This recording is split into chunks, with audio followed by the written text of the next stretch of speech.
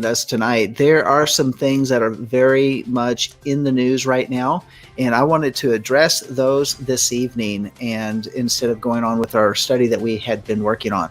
So we will follow up with that, Yah Willie, next time. But I do want to talk about what we are seeing right now, and this is really a significant thing that's happening in the Middle East. And over at the HowTurnerRadioShow.com, we see a headline that says, Iran attack alert sent via U.S. State Department text system, attack in progress. So this is hitting the major media. I think it's over at Fox News, and several different things I've seen in this article, as well as some other things I was researching before the show started. Some things that I think we need to have our antennas up. We need to be prepared and be aware of what's going on. Whether this thing escalates or whether it goes or it quickly dies off, that is to be seen. But let's talk about what we're seeing in the world right now. At 6:25 Eastern time, there was a report that there was sound of several explosions heard in Erbil. The definitive news of the precise rocket launch has been released by al-Assad, and the missiles were probably fired at various bases. And this is just the beginning. So this is how it all starts out. Basically, what's happening is that that in the last few days, if you hadn't heard, the general over there in Iran was in Iraq. He was seen in the crowd that was attacking the U.S. embassy in Baghdad. He has been known to be an instigator of all sorts of different problems, terrorist attacks, issues in the Middle East, especially against U.S. and allied forces. And of course, he was in the middle of the crowd as being part of the leadership to get that crowd rising up against the U.S. embassy. And it's just a statement. It was something that happened.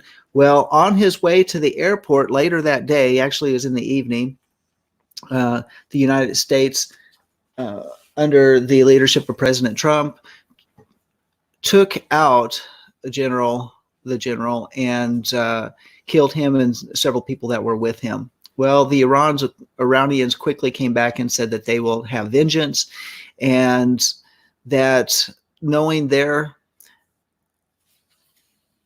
what they do and how they operate is that we have been expecting an attack within 2 weeks after this the killing of this general. Well, his body was put into the ground earlier today, and this evening they have had a direct attack upon the consulate, the U.S. consulate office building in, I believe it's in Erbil, Iraq, as well as 2 bases have come under attack in Iraq. One of the reports that have come out is that the missile attacks were ground-launched missiles, ballistic attacks from Iran, and one of these bases which I believe is the I'll get to it here in a second, was completely destroyed in Iraq. As a U.S. base was completely destroyed by this attack. The other base has been under fire. Now, in the meantime, the U.S. is setting up a response. They have not completed the response just yet. But we do know that there are some B-2 bombers that are in the air. The B-2 bombers came from Whitman Air Force Base in the United States and are on their way to Iran. It is known that these bombers have the capacity to carry nuclear bombs. Whether they're tactical or they're wide range in terms of their damage, they can carry both. So those are in the air as we speak, as well as that there has been multiple, shall we say, a cluster of C-130s that have also been launched from the East Coast, and they are heading across the Atlantic as we speak right now. And seen earlier today in the daylight, U.S. submarines that were in the Pacific Ocean were observed going through the Panama Canal to cross over into the Caribbean, in the Gulf of Mexico, into the Caribbean Ocean. We don't know where they're headed, of course, at this point in time, but they are heading east. So this escalation, it seems like it's possibly could be a big escalation in the Middle East. It could stay regional, where the Iranians will attack and do a certain level of attack on the U.S. interests in the Middle East. And then they've also warned that other Middle Eastern countries that if any U.S. response comes out of the U.S. bases in their countries, they will, in fact, attack those countries directly as well. So we know that the Iranians mean business. We know that the U.S. bases have come under attack. We do also know that several U.S. Air Force jets have been damaged in these attacks over there. And we also know that I believe there was some launch of jet fighters from the Incirlik base in Turkey heading towards Iran. So there's supposed to be a message coming in that the president is supposed to go live at some point in time this evening to talk about what all is going on. The Committee of Eight, or whatever you want to call them, which consists of both congressmen and senators, did meet earlier this afternoon.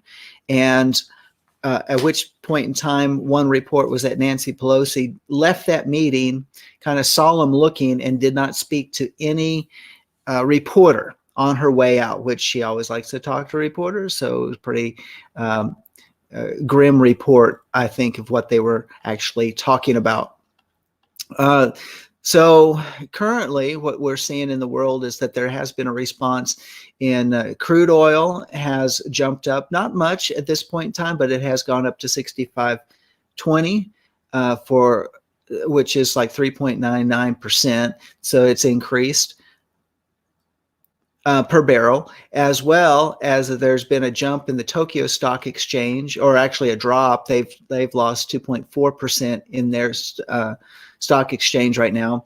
There's also a report that gold had jumped up, I believe, maybe like $12 an ounce. So the markets are reacting, they are moving,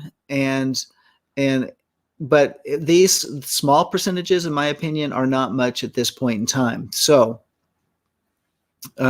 is this the beginning of World War III, you might be asking? Is this something that's going to escalate into something more? Is Israel going to come under attack? These things we don't know. We do know that Iran is threatening Israel. They are threatening because they believe that the attack on the general was also part of the instigation of Israel. And so, of course, everybody's monitoring the situation. So far, there have been no missiles launched towards Israel. It's all simply been at the two Iraqi military bases. At the point in time that I was going through here, there was the initial reports were that there were over 100 U.S. military servicemen that had been killed from the original attacks. They had been on high alert. In fact, they're on high alert on all U.S. bases in the area, and they had been because of the threats from Iran, because the United States said this is serious and we are taking their threats seriously. So it looks like the number of on radar of these C-130s, we don't know how many. It just says that a herd of C-130 Hercules transport aircraft took off from the East Coast earlier today, and there is a radar thing over there at halturner.com showing what is going on there. So that general's name, by the way, was Soleimani, and so the next thing that's going on in Iran particularly is that, according from a source inside the Iranian Republican Guard reported that 56 Iranian Republican Guard commanders have been arrested by their intelligence organization. So, in other words, the Iranian Republican Guard was believing that these were all spies within the organization and that they've been arrested. And there is also a report that last April there was a major defective of members of the upper leadership, that at least 7 of the leadership had bolted the country. So that's kind of an interesting thing as well, that that they are wanting to shut down any type of leaks that are going on within their own commands, and they believe that these people were leakers of information. Now, I did see a video over on halturner.com, which you can go over there and look at it for yourself, and where they were launching missiles from the ground-based locations, and I think it was about 48 hours ago, there was talk that they were fueling these missiles. So now I guess these are probably the same missiles that were launched. These were a multiple barrage. Now, reports said it was about a dozen, but when I watched the video, there were a lot more than a dozen firings of these ballistic missiles coming up from Iran, heading towards the U.S. Iraqi bases. So so how do we look at it, and what do we need to do right now, and how is this going to affect us, or what should we be looking for? Of course, one of the things that we need to look for is that I don't think at this point in time that there's going to be a full response of outright complete escalation of war until we might see some other players join together with Iran. And who are those other players? Well, those players would possibly be China, Russia, and North Korea. We know that there's been some type of relationship between Iran and North Korea in the past in terms of the exchange and the building of nuclear weapons and the development of these nuclear weapon systems.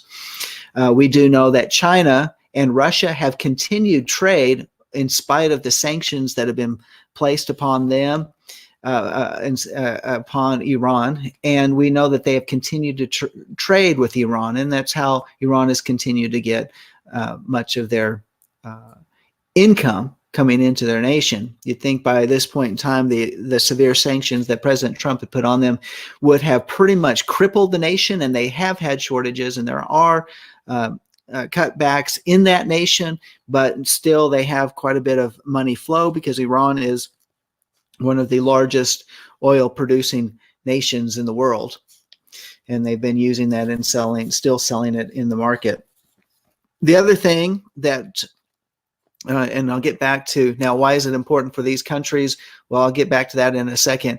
But it is also on the economic side, is that if you've remembered in the past, the BRIC nations, which includes Brazil, Russia, Iran, and I believe it was India and South Africa, they were setting up a separate banking system outside of the SWIFT system, which is SWIFT system is simply the money transfer system within nations. And where money is when they need to transfer money between banks and between and large transactions and that sort of thing, they use the SWIFT system and they transfer the money back and forth.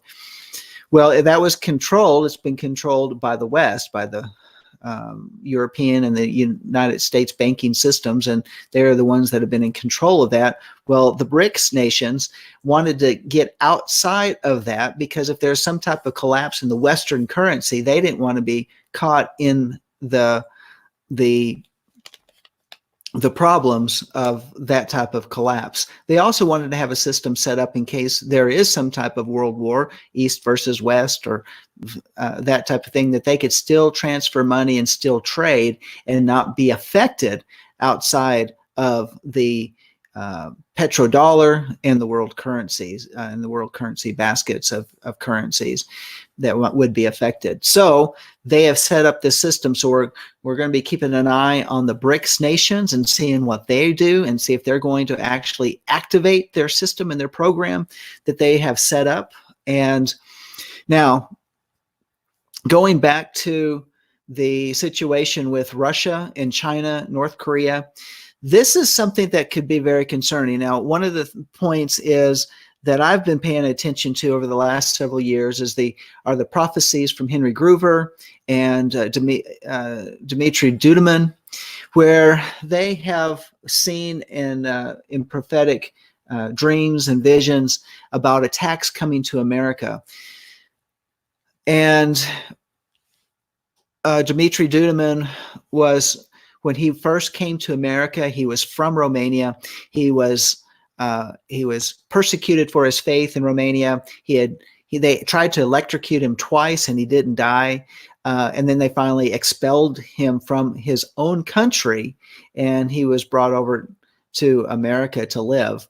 So as a refugee in America, they set him up in this really nasty apartment. And he didn't quite describe it that way, but the description of the apartment says it was pretty nasty.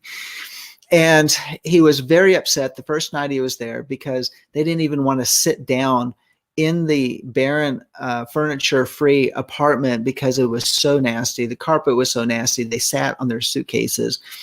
And here he had his small children and his wife, and he just felt he had no money, and he just felt alone and abandoned here in the United States. This was over in California.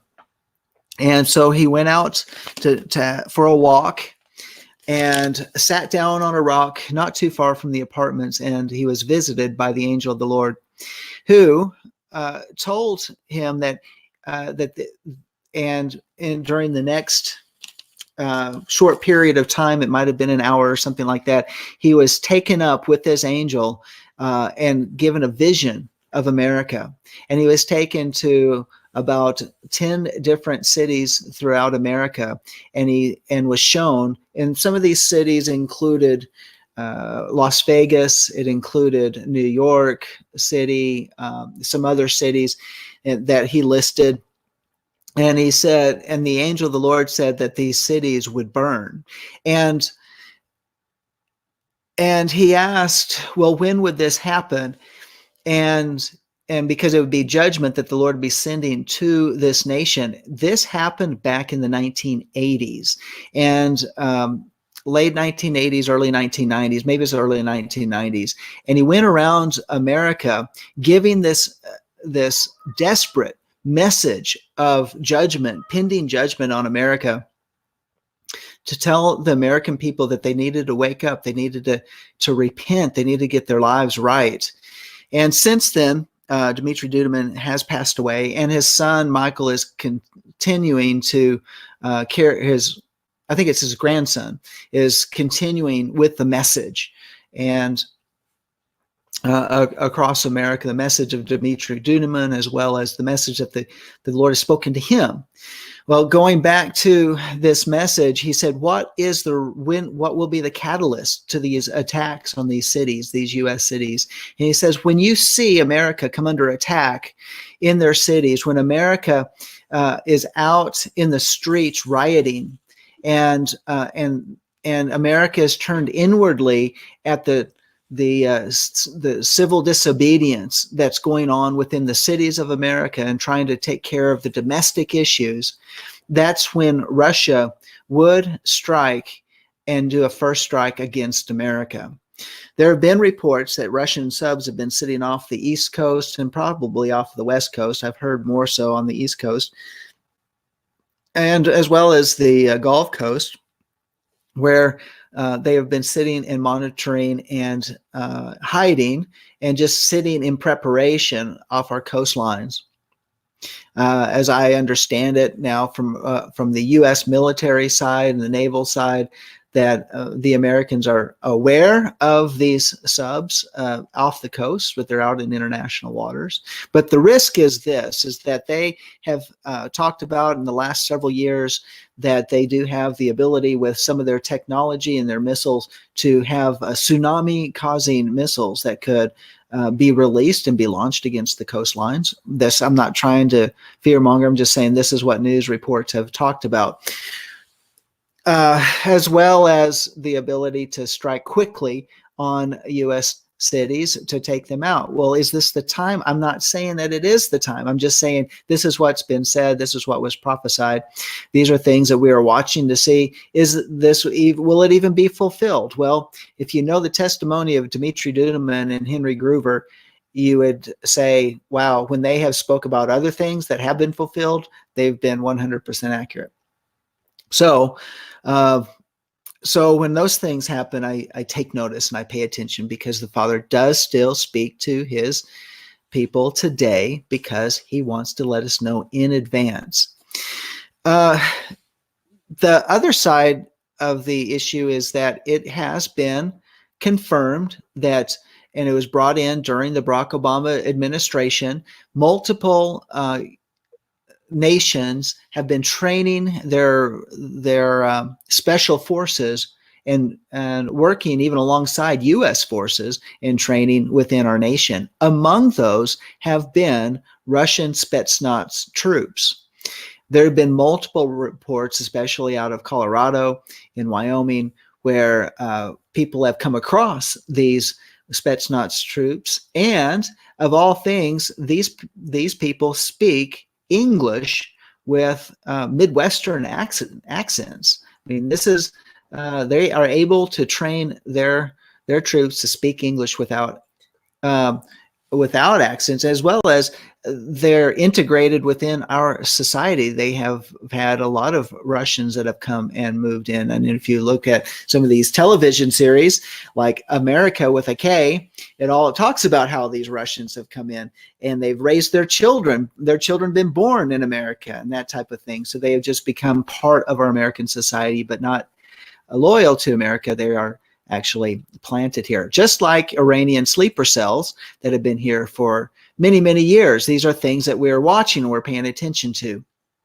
because now with these threats that are coming from Iran, part of the threats are they will strike Americans wherever they're at. Of course, Ilhan Omar, which I think should receive a knock on her door, came out yesterday. This broadcast is on the 7th of January, and she is the representative from Minnesota who comes out, who is Somalian, who has had a very controversial background, but nevertheless, she's also been one of the squad who has been speaking outright against President Trump and even American values since she was elected into Congress in 2018.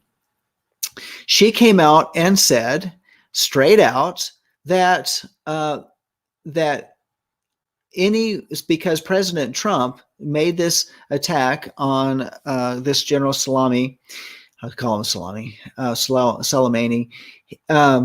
He said that, or she said, well, President Trump, because he did a direct attack on this general, should make sure, well, this is a time that he needs to make sure that his Trump towers and properties should be protected against any type of Iranian attack. And in fact, this is a time that he needs to completely separate himself from his own businesses, so as to protect the people that work there, and et cetera, et cetera. Anyway, basically, she could have been saying, hey, Iranians, you should attack President Trump to get to him directly, attack his properties directly. And so not cool. And I think that is more of the instigation of division within this nation that we don't need. And we don't need to, we don't need that during a time when the United States needs to come and be unified as a nation. Now, I don't want to say that I agree with the response of President Trump against Iran, or do I am I against what he's done? I'm not taking a stance right now, and I do think that this general was very much a threat against our U.S. troops as well as other U.S. U.S. Locations, properties in the Middle East and around the world, that his threats are a threat to U.S. personnel. And I think we have to make some type of response at some point in time, that there has not been proper response from any of the prior presidents against Iran when they've continued to make these death threats against us, that someone needed to rise up and say, we're not going to take it anymore. And I do stand with President Trump for his stance to say, no more. And just like, what President Trump has said, if you attack, then we're going to take action. And so that's what President Trump has done. And finally, we got a president in there that actually take action. Now, I do want to say this as well. We need to pray for President Trump. We need to pray for our military leadership of this nation, because their responses could bring the whole world to the brink of war. Now, going back to the Russians, we're talking about Russians being in the United States. Right now, there are Chinese that under the blue helmets of the United Nations that are on our northern border. They are on our southern border. They are actually within the United States, and it's not just a few hundred. There's several thousand of these Chinese troops that are out there as well. We're talking about a Red Dawn type of invasion. If Iraq is able to join together with Russia and with China, and like I said prior, North Korea, I think they're going to try to do a couple different fronts, possibility 1, possibility 2 of the fronts. One of the fronts is that they could do a Red Dawn type of invasion where they already have troops close. They could have launched some type of invasion or some type of havoc within our nation, and where within our own borders, we will become distracted from what's going on in other places of the world. The other side of the story, and this has been in the news in the last couple of weeks, is how the United Nations has come out and has had a negative response to President Trump's taking out of General Soleimani. And as a result, we also know that there's some other things that have been going on with the United Nations, and they have been directly involved with Virginia and the setting up of the current House bills and Senate bills within the state of Virginia to take the guns from the citizens of Virginia. If you can couple that together with the United States or the United Nations their gun treaties, where they want to remove guns from the private citizens. And you can see that the actions of Governor Northup, I think that's what his name is over there in Virginia, you can see that his response is pretty much in line with the United Nations.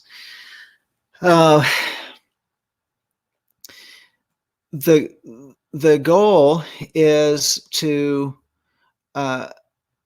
probably a test case to see how Virginia responds and reacts to these martial-like laws that they want to bring about against the citizens there, to see if they can roll those out in the other states. We know that California, with their so-called Democratic Party complete control, which is their Democrat communists, in my opinion, they have signed a treaty with the United Nations to where they are set up to be protected by the United Nations if there is some type of outbreak or civil insurrection, or President Trump tries to do something to bring California back to sanity, that they have the ability to call upon the United Nations, which in essence and by itself is a civil war. Yeah. So that's another aspect. Okay, what else do we have going on? We also know that the Iranians have been instigating their wars through proxies like Hamas out of the Gaza in the south of Israel. We also know that they've been working out their working through Hezbollah in Lebanon in the north. Hezbollah has been involved in Syria in a lot of the things that have been going on there, and so we also know that they've had sleeper cells here within the United States. If they needed to cripple the United States and actually cause more problems in the streets, then they would need to go against the infrastructure within the United States. Well, what infrastructure is vulnerable? Well, we have power plants, power substations, we have dams. Those are probably the first places that they would attack in order to bring about some type of chaos and confusion. Because if you don't have power in the cities, and that's where the dangerous part is, in the big cities, if you don't have power, then the supply chains start to break down. You don't have a way to refrigerate the food. There's all sorts of different things that can take place. So, and you can take down the water supply, and where people cannot get water. You don't have water, you die. You don't have food, you die. And so these are some things that you may be looking at if you don't have any short-term supplies, let alone long-term supplies. This might be a time, not in a panic mode to go buy up a whole bunch of stuff, but to go and get some long-term food storage, get some water in case, which is just smart. A lot of people do that during the winter time, during blizzard times, during hurricane season, tornado season. Anything can happen. Earthquakes can take out supply chains, supply lines. All of these different things. It's just nice and it's good to have supplies, and it's something that you might want to consider doing, because if the grid is taken down because of some type of military response against the United States, it could take a while to get those back up. Now, here's the next thing. Through the reports is that the police departments throughout the nation are on high alert to pay attention to, particularly to the supply chains. In California, we were talking about dams, and there are two particular dams that are, one is devastating, and if it were to be taken out, it is the Oroville Dam in California, and I believe it is the largest dam in America because of the height of the dam and how much water it's holding back. Up in California, it had a couple years ago, they were having a spillway problem that during some heavy rains, the spillway started to wash out. Well, they never fixed that properly. If the dam were to go, the people that live downriver, there's about 1 to 2 million people that would be affected. That's possibly 1 to 2 million people either displaced or washed away. That's how big of a deal it is. The water would come down the mountains at about 60 miles an hour, and it would simply wipe out towns and farmland all the way through to Sacramento, and then all the way out to the sea. So there's that's one area that's very that would be affected. The other one is more symbolic, and that's Hoover Dam. And I'm sure the United States has set up ways to protect that. But these are just kind of things that they could do against us. Also, there is, let's see, I wrote down some other notes and some things that I picked up along the way. The other thing is that Guam, out there in the Pacific Ocean, is the big nuclear powerhouse for the United States in the Pacific Ocean. If that were to come under a Pearl Harbor type of attack, then we know that there would be full-on war. So not that we're saying that there seems to be a threat against Guam, but with what's been going on in the South China Seas with China. By the way, China has been attacking Vietnam, and which we don't ever see in the news, but they have been fighting against Vietnam because of where China has been making their artificial islands. And why are they making artificial islands? Well, they're trying to control, that gives them control over the different shipping lanes that are out there in the South China Seas. So that's another risk that's out there as well. And the next type of issue that is really a big concern, and that's internally, and that is where we've had all these different Democratic congressmen speaking out, and women have been speaking out against the president.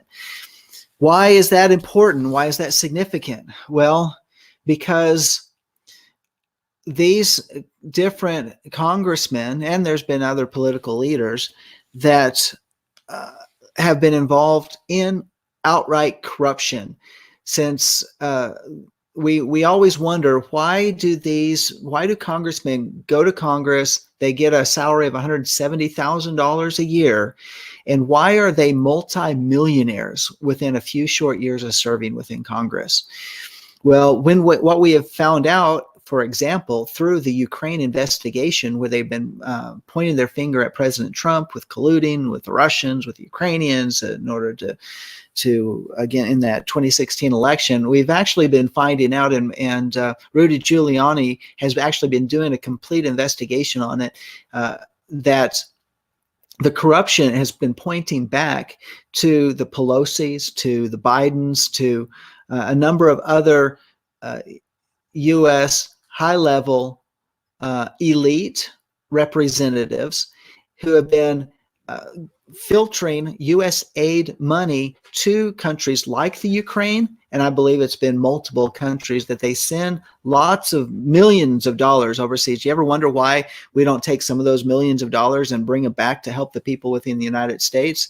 Well, it's because they send that money that direction, and in exchange for sending it that way, these various congressmen and senators get a cut, and it gets washed back through the system and into their foundations and into their bank accounts and offshore accounts. And that's one of the things that they've been finding through the Ukraine investigation. And I believe that Rudy Giuliani will be bringing that out and will be coming up here in the near future. What's the significance of that? Well, Pelosi, Schiff has been involved, even with the Ukraine. They've also been identified to having relations with the chief drug dealers and drug gangs south of the border, and where they've been photographed with these people, where the reports are that this would put them in the pockets of these drug dealers. And we wonder why they have been so much against a wall on the border, why they've been against any type of buildup of any type of protection of our southern border. Well, it's because of the drug trafficking, and shall we also say the sex trafficking that comes across the border. There's a connection there. Just understand, when you see pushback against President Trump, who's actually been doing something to try to clean the swamp, drain the swamp, come against the corruption, and then we see such heavy pushback, is because they are really, truly fighting for their lives. Nancy Pelosi has come out, and they've started floating some ideas during the Christmas and New Year break that they were talking about how they want to take President Trump before the United Nations as a war criminal. And this is another idea that's being floated.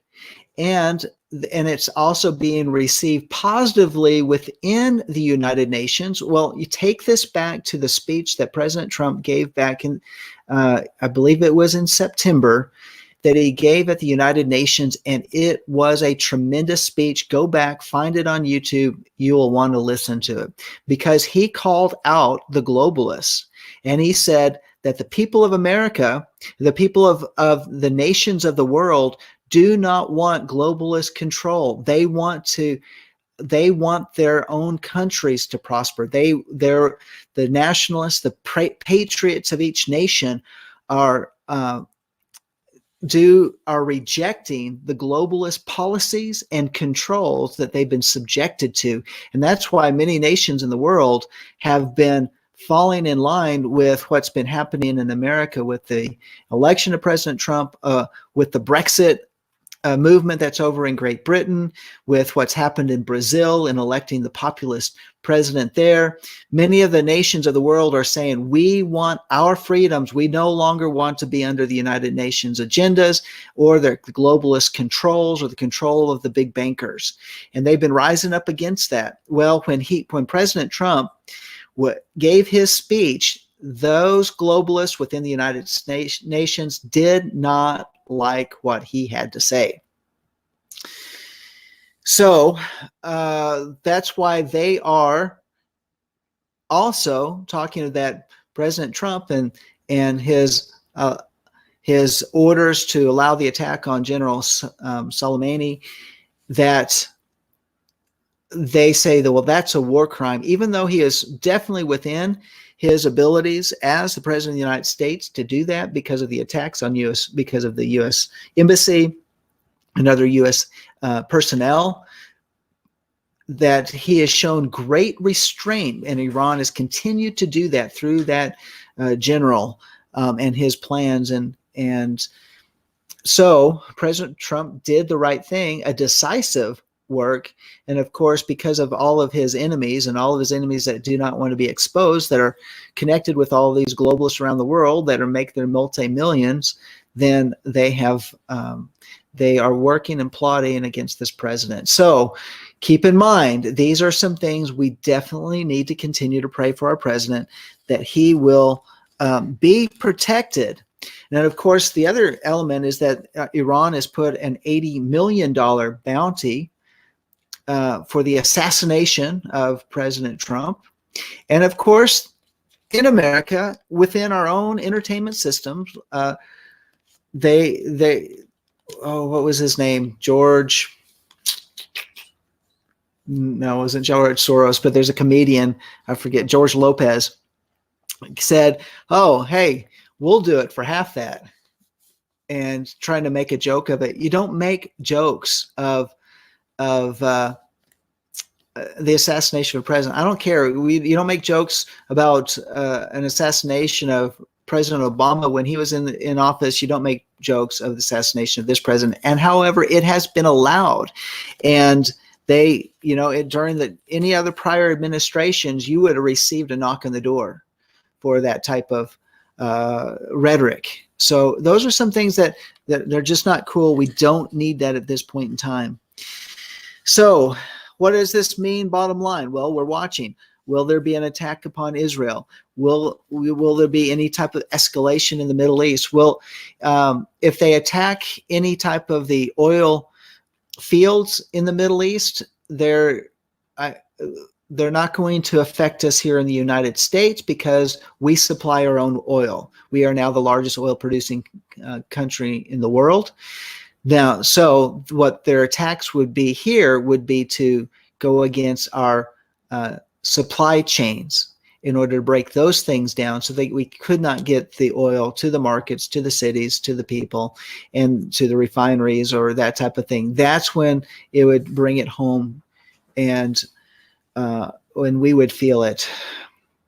These are, I guess we'll watch to see how the markets open up tomorrow.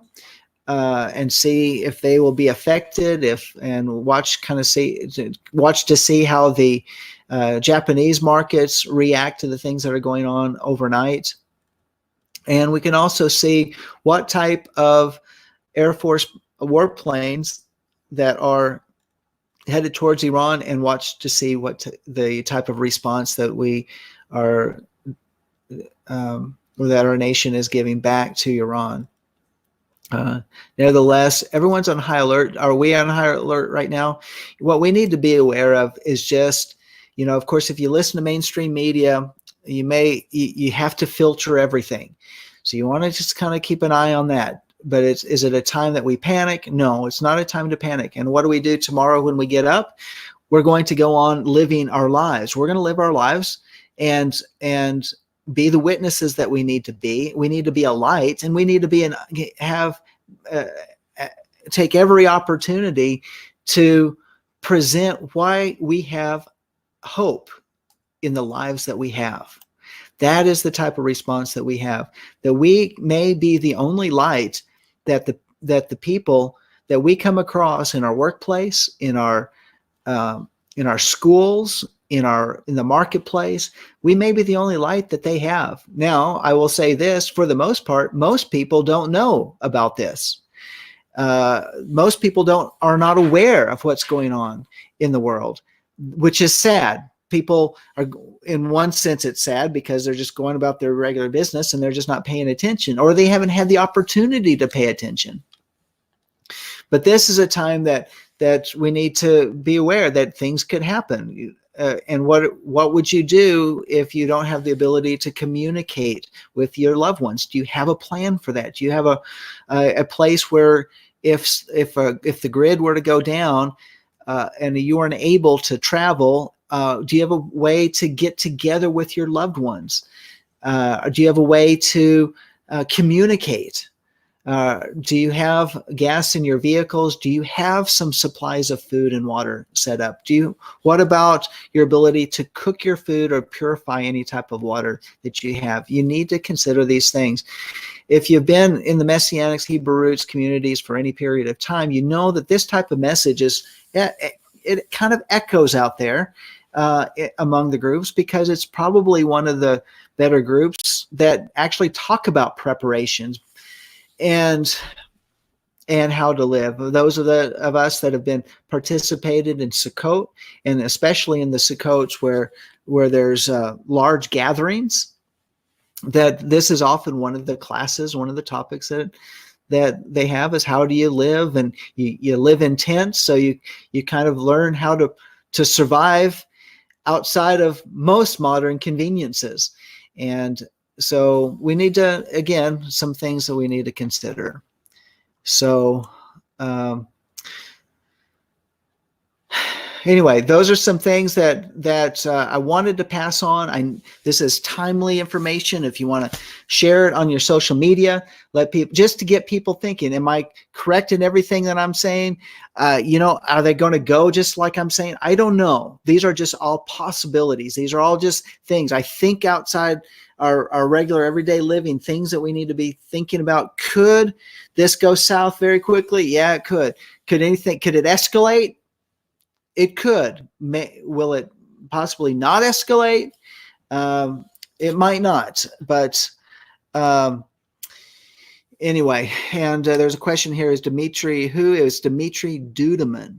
Dimitri Duduman. In fact, you can find his name in YouTube, and you can watch some of his messages that he's given, the Warning for America. So, and I think it's Dudamun or something like Duduman.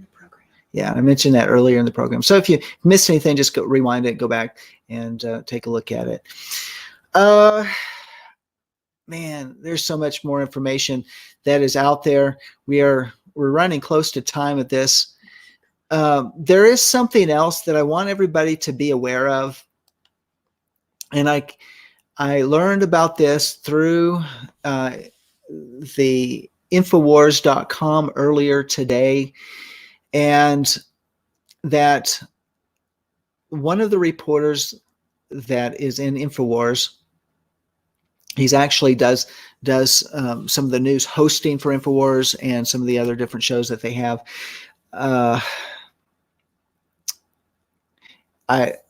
he's out of Kansas. Nevertheless, he had been doing some research. And if you want to go back and listen to the second hour of today's show on InfoWars, very, very interesting. He's talking about the Secretary of State, Pompeo, and how Pompeo, through his research, it seems to be one of a plant of the globalists within the President Trump's administration. And we really need to be praying that President Trump is aware of this. How do we know this? Well, and what do we know about this? This is what they were bringing out. In 2018, there was a bill that was sunsetted, that was instigated and put into place by the Barack Obama administration, where they were able to fund millions of dollars into a media program where we saw the staffing of BuzzFeed and other news groups that are basically mainstream media groups, where they were able to pump up their staffs for stories, for misinformation, for to be able to take propaganda and anything else that's not propaganda and try to destroy truth or hide the truth or bury the truth. And that programming came to an end, and the money was cut off. And it was at that point in time where we see, particularly BuzzFeed, they're what I think of for most.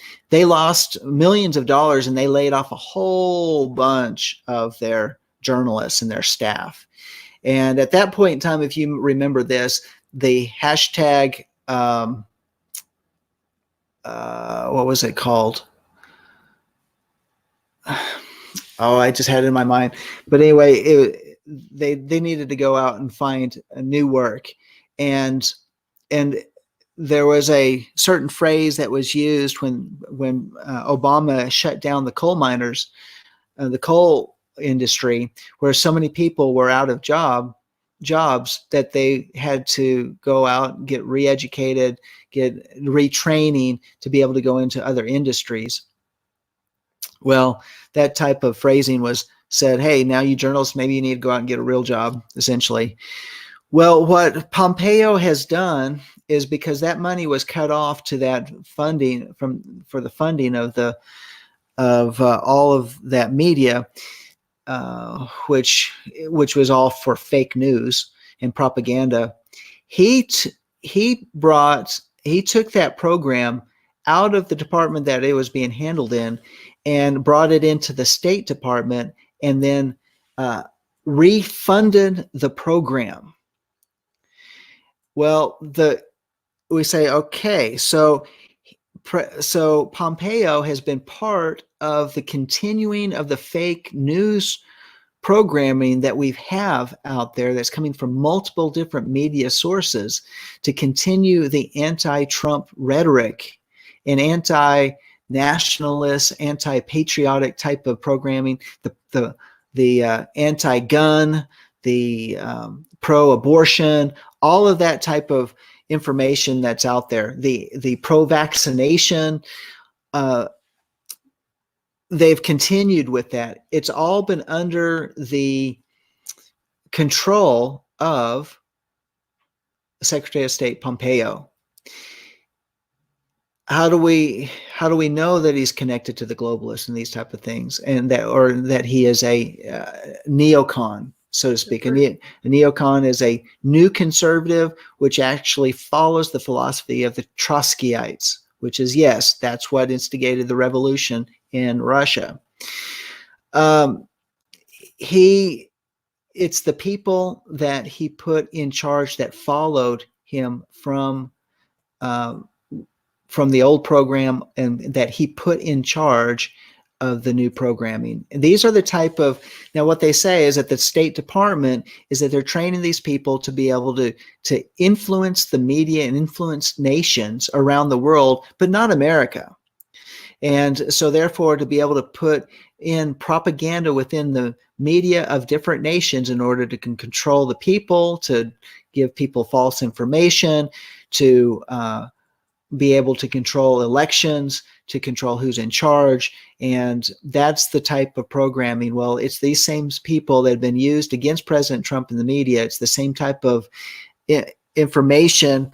Misinformation is the same type of thing. So keep your eye on Pompeo, that President Trump is aware of what he's doing, and that he realizes that he has, even within his own State Department, the people that he put in charge there are working against him.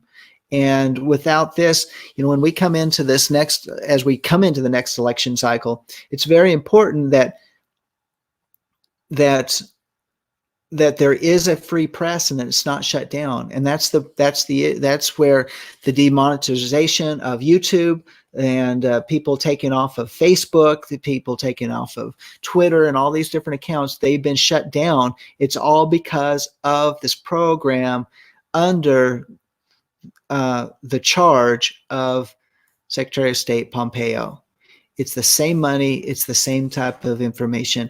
And so go back and watch today's January 7th InfoWars in the second hour, and they actually give more information.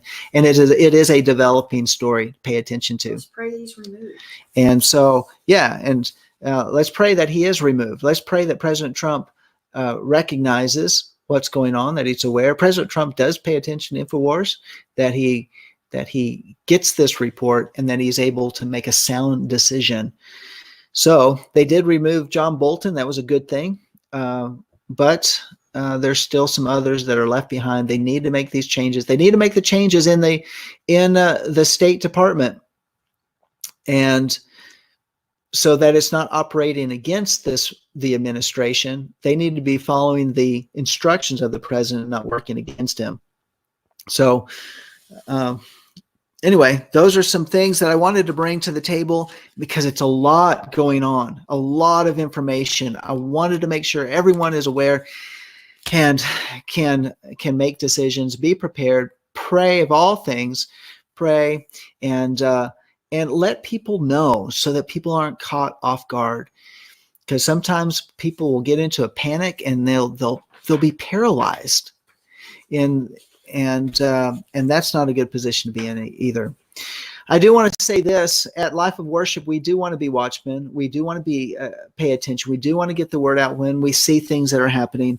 We also want to continue with walking in spirit and truth. And as people say, well, the gospel's free.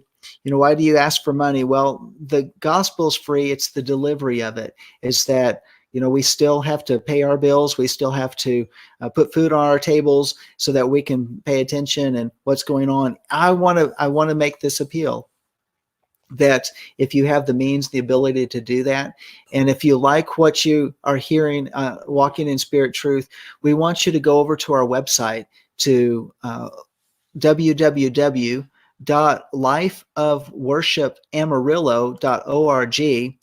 and go to our website, and there's actually a button there that says to donate, and you can donate. It'll go through PayPal, and we would appreciate that blessing. And we'd also appreciate if you partnered with us and become a regular partner at Life of Worship. We would love to be that, and we'd love to hear from you. If you'd like to let us know what you think, or and if you're being blessed from this ministry, I'm putting it on the screen right now. You can email us at low@lifeofworshipamarillo.org. Check that out on our screen as well. And as always, please pray for us, because we certainly want to be in tune with what the Spirit of the Lord is saying and what he's preparing us for in the day and the hour that we're living in. These are certainly interesting times, as the old Chinese proverbs says, may you live in interesting times. Well, it's definitely interesting times. And if you're in Amarillo, Texas, or if you're passing through this area, we would love for you to come by and visit us on our Shabbat services, our Torah portion at 2:00 on Shabbat, and regular worship services at 5:00.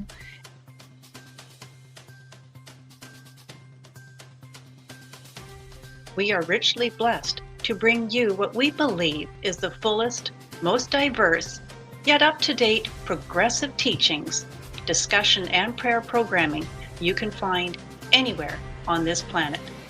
Be sure to take the tour of the MessianicLambRadio.com website. I'm Susan Hoogie, thanking you for joining us on the Messianic Lamb Video Network.